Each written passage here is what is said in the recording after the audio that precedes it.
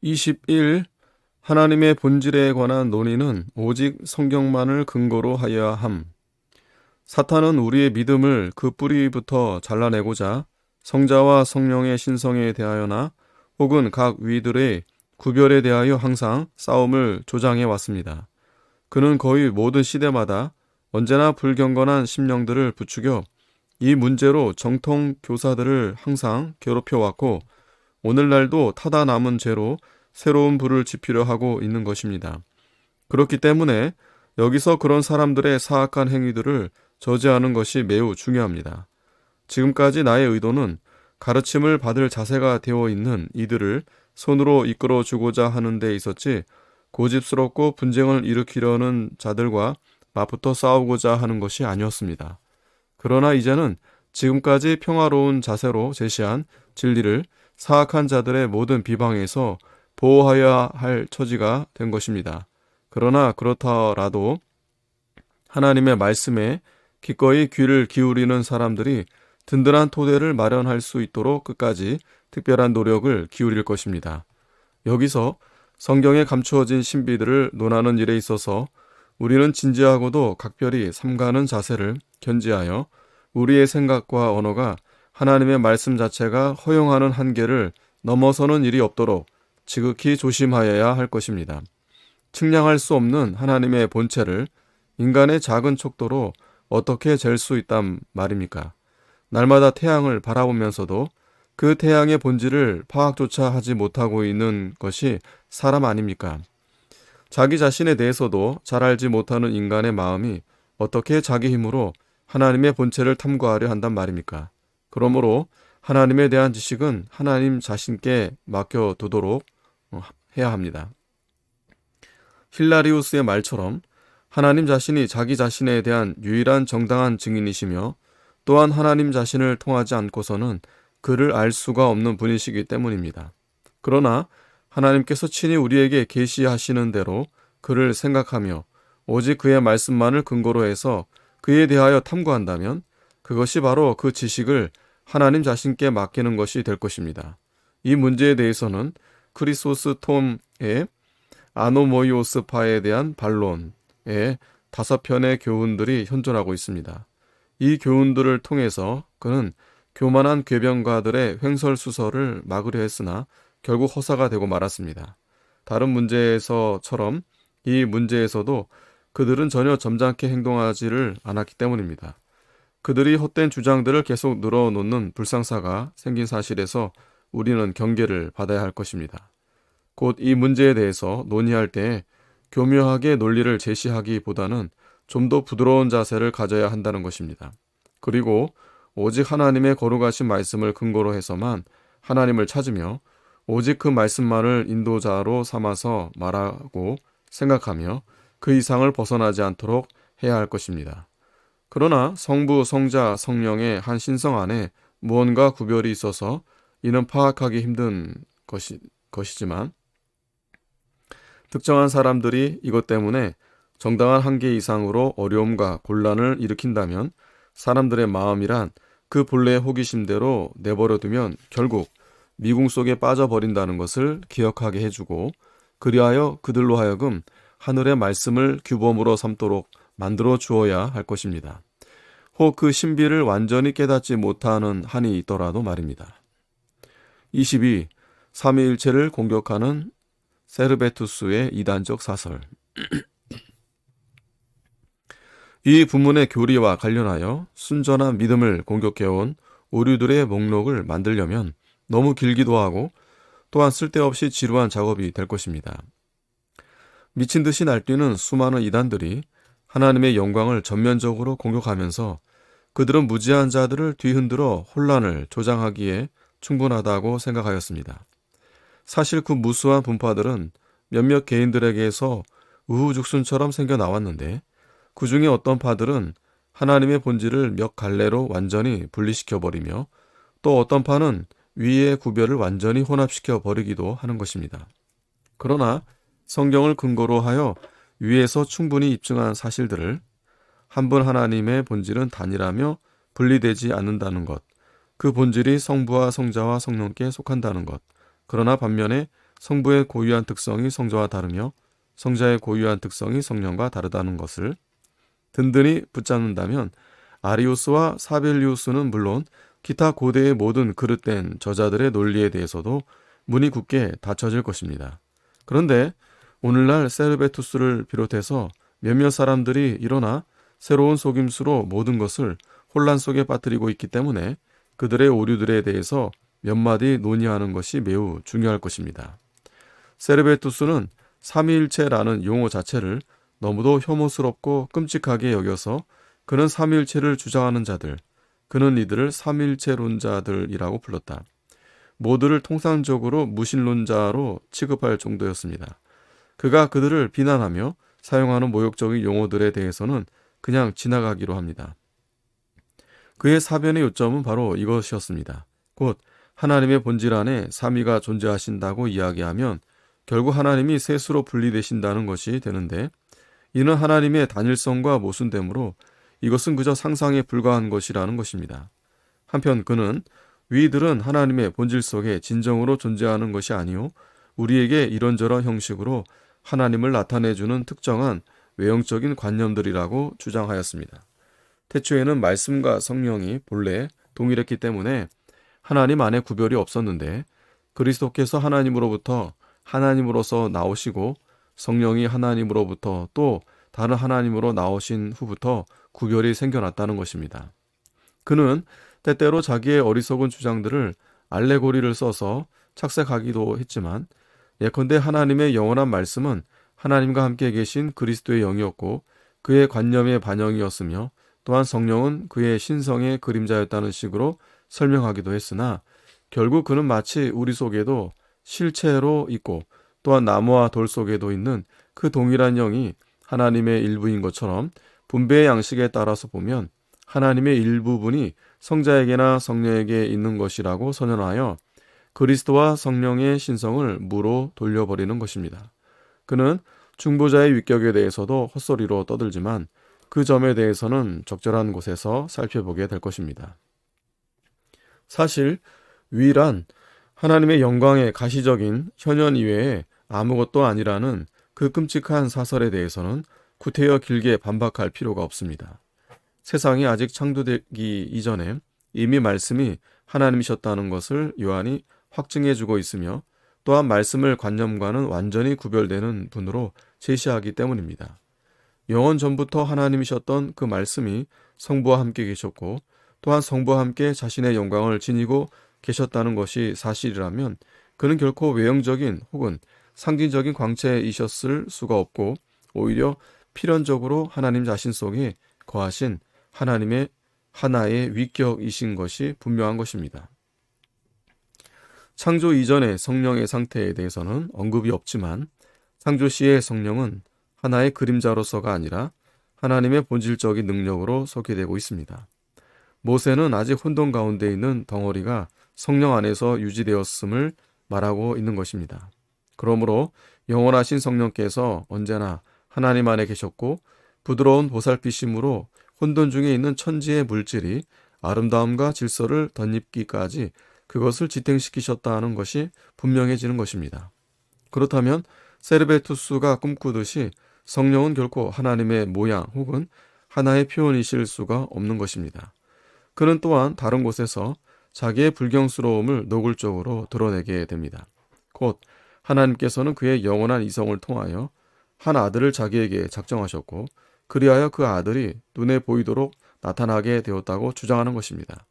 이것이 사실이라면 아들이 하나님의 영원하신 작정에 의해서 정해지셨다는 의미 이외에 아무것도 아니므로 결국 그리스도께는 신성이 남아있지 않는 것이 됩니다. 게다가 그는 위격들을 환영들로 대치시키고 또한 그것들을 완전히 변형시켜서 결국 하나님께 새로운 우연한 특질들을 거짓으로 갖다 붙이기를 주저하지 않는 것입니다. 그러나 무엇보다도 가장 저주스러운 것은 성자와 성령을 다른 피조물들과 구별하지 않고 완전히 뒤섞어 놓고 있다는 사실입니다.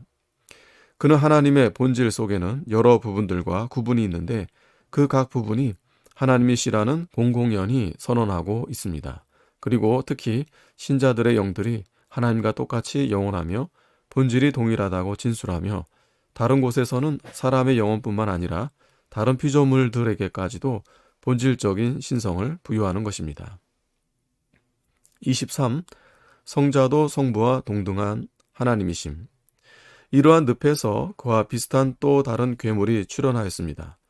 어떤 악당들이 세르베투스의 불경스러움의 혐오와 수치를 피하기 위해서 삼위가 계시다는 것을 고백하지만 거기에 단서를 붙이기를 홀로 참되고 정당한 하나님이신 성부께서 성자와 성령을 지으시고 그들에게 자기 자신의 신성을 주입시키셨다고 하는 것입니다.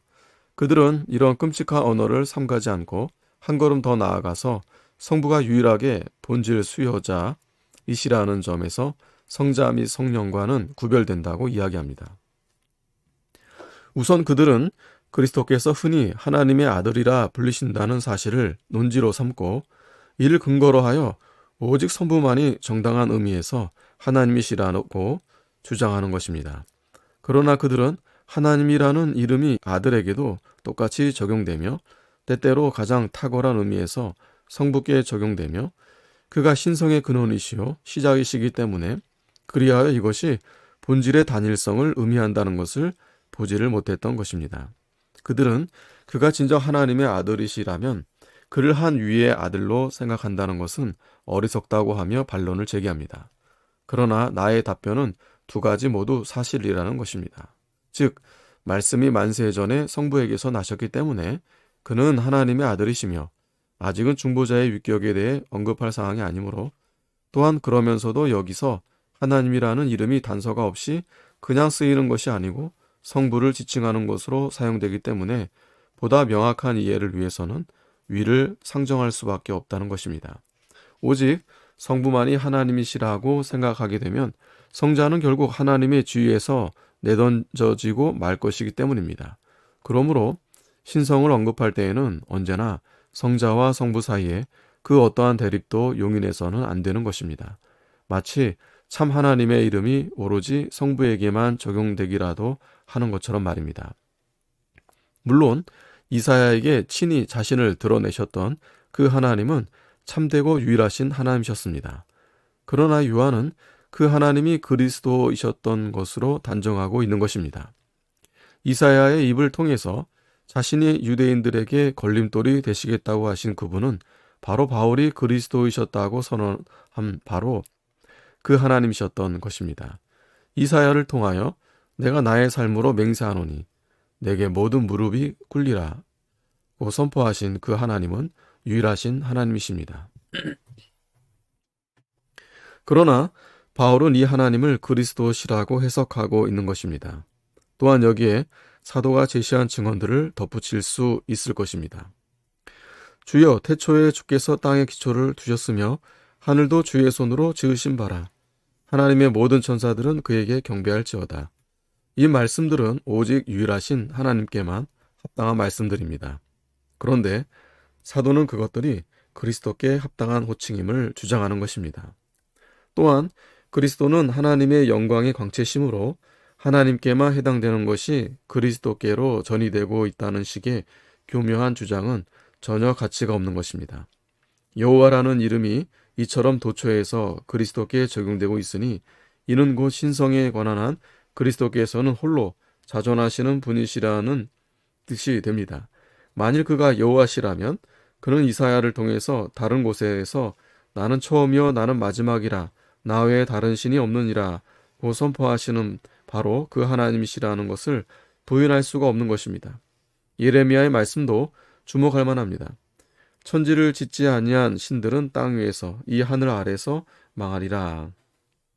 반면에 이사야서에서 천지창조를 통해서 거듭 신성이 입증되고 있는 분이 다름 아닌 바로 하나님의 아들이시라는 점도 인정해야 할 것입니다. 모든 만물을 존재케 하시는 창조주께서 홀로 자존하지 않고 자기의 본질을 다른 데에서 빌려온다는 것이 어떻게 가능하겠습니까? 누구든지 성자가 성부에게서 그의 본질을 부여받았다고 말하면 그것은 성자의 자존을 부인하는 것입니다. 그러나 성령께서는 이를 반대하며 오히려 그를 여호와라 부르십니다. 만일 본질 전체가 성부께만 있다는 것을 인정하게 되면 그 본질이 분리될 수 있는 것이든가 아니면 성자께서 그 신적 본질을 빼앗기게 되고 그리하여 그가 그저 이름뿐이 하나님이 되고 말 것입니다. 이 수다쟁이들의 말을 그대로 믿으면 오직 성부만이 하나님이시요 오직 그만이 성자의 본질 수요자이시기 때문에 오직 그만 하나님의 본질을 소유하시는 것이 되며 그리하여 성자의 신성이란 결국 하나님의 본질에서 추출된 것이 되거나 아니면 전체에서 파생된 한 부분이 되어버릴 것입니다. 그런데 그들은 자기들의 전제로 인해서 성령은 오직 성부만의 영임을 인정하지 않을 수 없습니다. 만일 성령이 근원적인 본질에서 파생된 분이라면 그 본질은 오로지 성부에게만 해당되는 것이므로 결국 성자의 영으로 간주될 수가 없기 때문입니다. 그러나 사도 바울의 증언이 이런 논리가 부당함을 입증해 줍니다. 그는 성령을 그리스도의 영으로도 또한 성부의 영으로도 말씀하는 것입니다. 더욱이 만일 성부의 위격이 삼위일체로부터 제거된다면 오직 그만 하나님이시라는 것 외에 그가 과연 성자와 성령의 다른 점들이 무엇이겠는가? 그들은 그리스도를 하나님으로 고백하면서도 그가 성부와는 다르다고 합니다. 그러나 성부가 성자가 아니기 위해서는 반드시 무언가 성자와는 다른 특성이 있어야만 하는 것입니다. 그런 특성을 신성의 본질에 두는 자들은 그리스도의 참된 신성을 말살시키는 것이 너무도 분명합니다. 신적 본질이 없이는 과연 그 본질 전체가 없이는 신성이 존재할 수가 없기 때문입니다. 성부가 스스로 무언가 독특한 것을 성자와 공유하지 않는 어떤 것을 지니고 있지 않는 한 그는 성자와 다를 수가 없습니다. 그렇다면 이 사람들은 성부가 성자와 다르다는 증거로 과연 무엇을 보여주는가? 그 차이가 본질의 차이라면 그들은 성부께서 과연 성자와 함께 그 본질을 공유하시는지 아닌지를 대답해야 할 것입니다. 그리고 본질을 공유하는 일은 부분적으로는 될 수 없는 것입니다. 왜냐하면 본질을 부분적으로 공유한다고 본다면 그것은 결국 반신을 만들어내는 사악한 행위이기 때문이기도 하고 게다가 그렇게 하여 기본적으로 하나님의 본질을 찢어놓는 처사이기 때문입니다.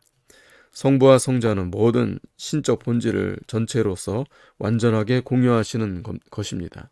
그리고 그렇다면 본질에 관해서는 성부와 성자 사이에 구별이 없는 것입니다.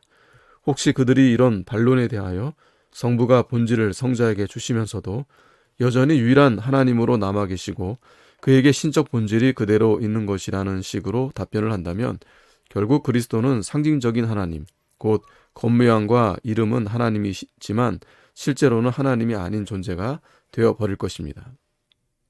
스스로 있는 자가 나를 너희에게 보내셨다는 말씀처럼 하나님께는 있다 혹은 존재한다는 것보다 더 고유한 특성이 없기 때문입니다. 24. 하나님이란 이름은 성부만을 지칭하는 것이 아님. 그들은 성경에서 아무 단서가 없이 하나님을 언급하는 경우는 오직 성부만을 지칭하는 것이라고 거짓된 주장을 늘어놓지만 여러 구절들의 증거를 통해서 그 주장을 쉽게 반박할 수가 있습니다. 그들은 자기들의 주장을 뒷받침하기 위하여 인용하는 구절들에서도 그들의 일관성 없는 처사가 수치스럽게 드러나고 있습니다.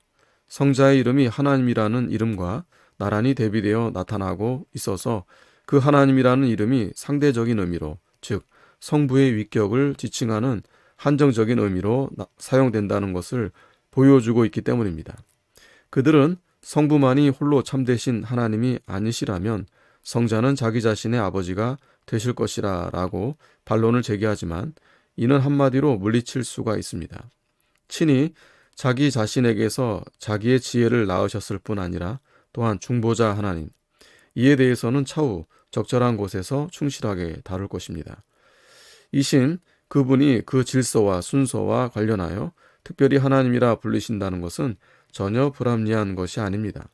그리스도께서 육체로 나타나신 때부터 그는 하나님의 아들이라 불리셨는데 그것은 그가 만세 전부터 성부께로부터 나신 영원한 말씀이기 때문이기도 하거니와 또한 우리를 하나님과 연합시키기 위하여 그가 친히 중보자의 위격과 직분을 담당하셨기 때문이기도 한 것입니다.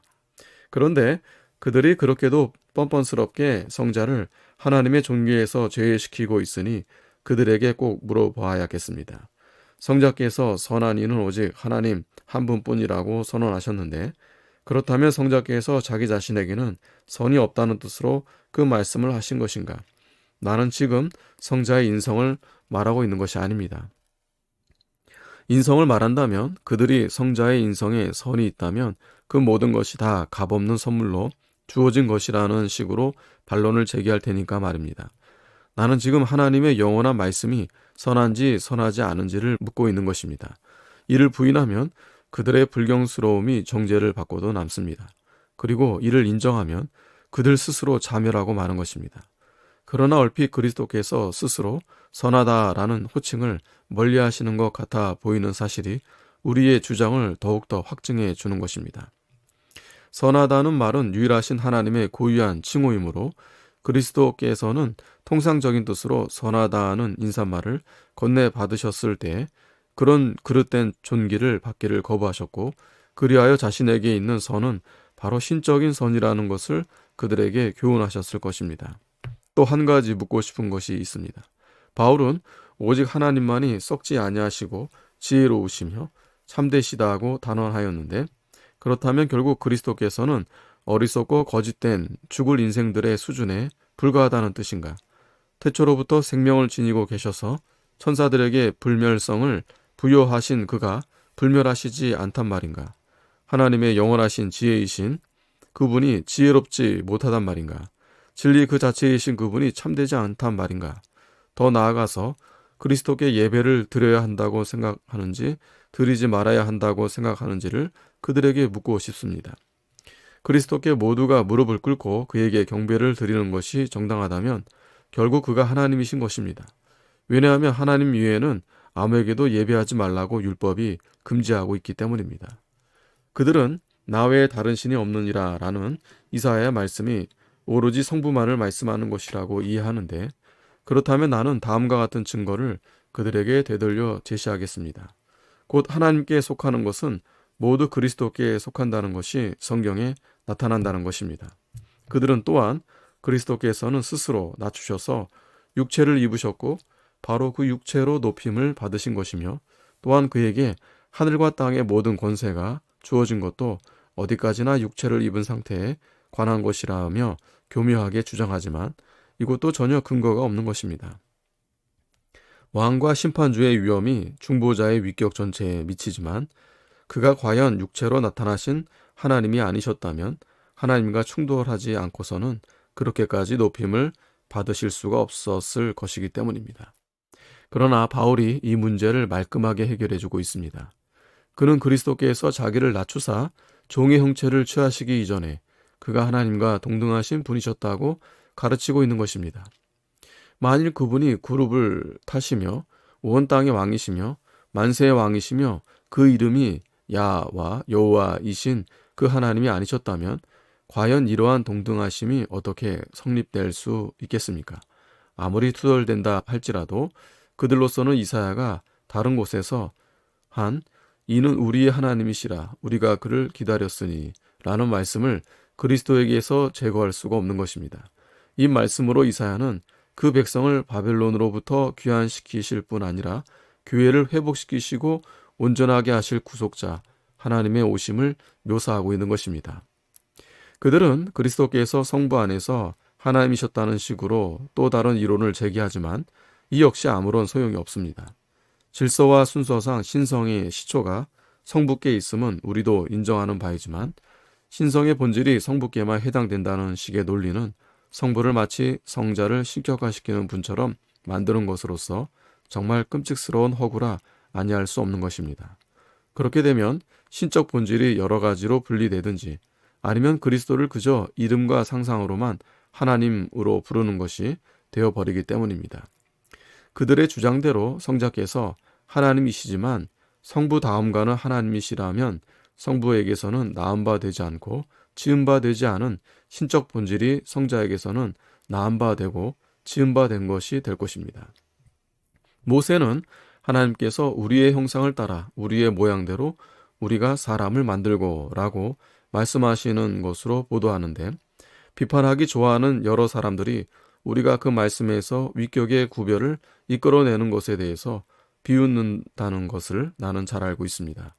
그러나 만일 한 하나님 안에 여러 위가 존재하지 않으신다면 이러한 모세의 화법이 얼마나 쓸데없고 어리석은 것이 되어버리는지를 경건한 독자들은 다 알 것입니다. 여기서 하나님께서 대화를 나누시는 분들이 창조되지 않으신 분들이라는 것은 분명합니다. 그러나 한 분 하나님 자신 이외에는 창조되지 않은 자가 하나도 없습니다. 그러므로 창조의 능력과 명령할 수 있는 권세가 성부와 성자와 성령께 공통되는 것이었다는 것을 인정하지 않는다면 곧 하나님이 자기 안에서 말씀하신 것이 아니고 자기 이외에 다른 조성자들에게 말씀하신 것이 되어버리는 것입니다. 마지막으로 그들의 두 가지 반론을 한 구절로 동시에 물리칠 수가 있습니다. 그리스도께서는 친히 하나님은 영이시니 라고 선언하셨는데 이 선언은 성부에게만 해당되는 것일 수가 없습니다. 말씀 자신도 영적인 본질을 지니시기 때문입니다. 그러나 만일 영이라는 명칭이 성부에게와 성자에게 동등하게 적용된다면 아무런 단서가 붙지 않은 그저 하나님이라는 이름에 성자도 해당되는 것으로 보아야 한다고 결론짓게 되는 것입니다. 그러나 그리스도께서는 곧바로 덧붙이시기를 영과 진리로 예배하는 자들이라야 성부께 참되게 예배하는 자들이라고 하십니다. 그러므로 그리스도께서 머리이신 성부 아래에서 교사의 직분을 수행하고 계시므로 그가 하나님이라는 이름을 성부께 돌리시는 것은 그 자신의 신성을 파괴시키기 위함이 아니라 우리를 조금씩 단계적으로 가르치셔서 그것을 깨닫게 하시기 위함이었던 것입니다.